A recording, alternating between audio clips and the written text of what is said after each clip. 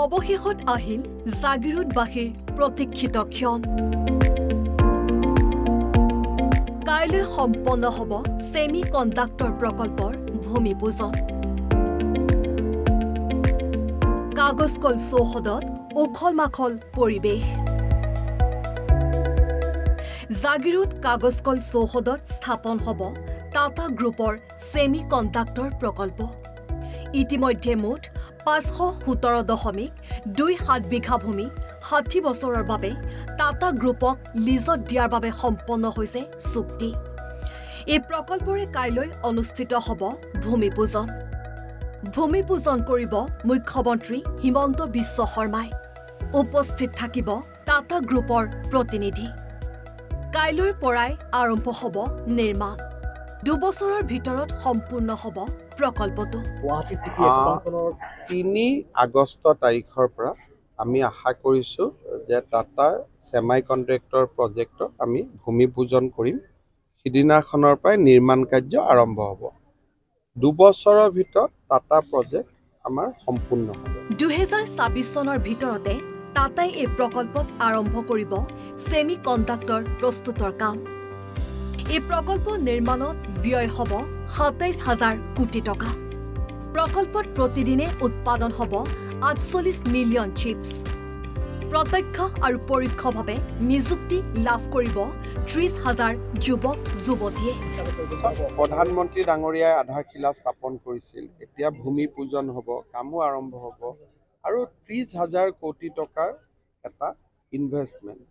আৰু ইয়াৰ আশে-পাশে কেইবাটাও ফৰেন কোম্পানী আহিব, যোনে এই ছেমি কণ্ডাক্টৰবিলাক লৈ গৈ তেওঁলোকৰ কামত ব্যৱহাৰ কৰিব। তেওঁলোকৰ বিভিন্ন অফিচো জাগিৰোডত প্ৰতিষ্ঠা হ'ব। এটাটো টাটা হ'ল, প্লাণ্ট হ'ল, প্লাণ্টৰ লগত চাৰিওফালে বিভিন্ন কাৰ্যালয় আহিব আৰু বিভিন্ন প্লাণ্টত যিবিলাকে ৰ মেটেৰিয়েল দিব তেওঁলোকৰো অফিচ কাছাৰী আহিব।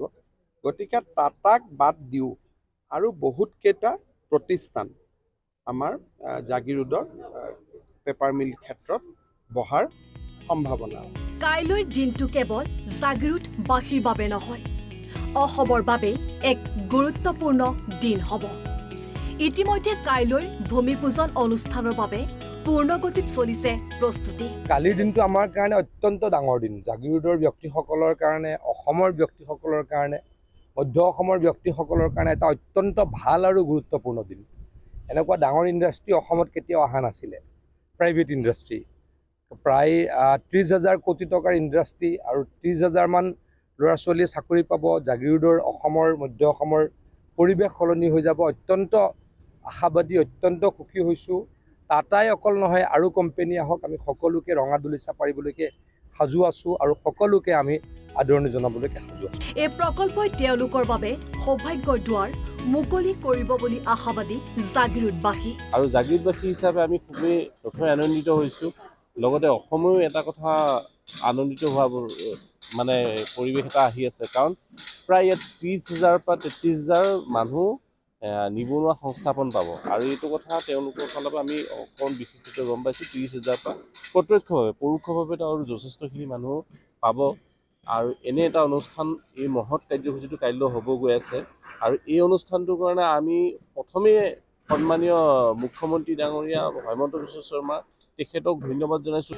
প্ৰধানমন্ত্ৰী নৰেন্দ্ৰ মোদীয়ে ভাৰ্চুৱেলি এই প্ৰকল্পৰ আধাৰশিলা স্থাপন কৰিছিল। উত্তৰ পূবৰ ভিতৰত এয়া হ'ব প্ৰথমটো আৰু দেশৰ ভিতৰত তৃতীয়টো ছেমি কণ্ডাক্টৰ প্ৰকল্প।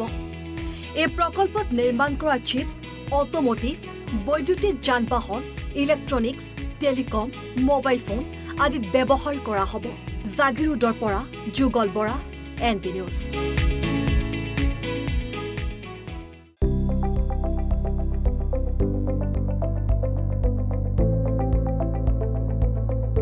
NB নিউজ, সহজ সৰল ভাষাত নৱভাৰতৰ কথা।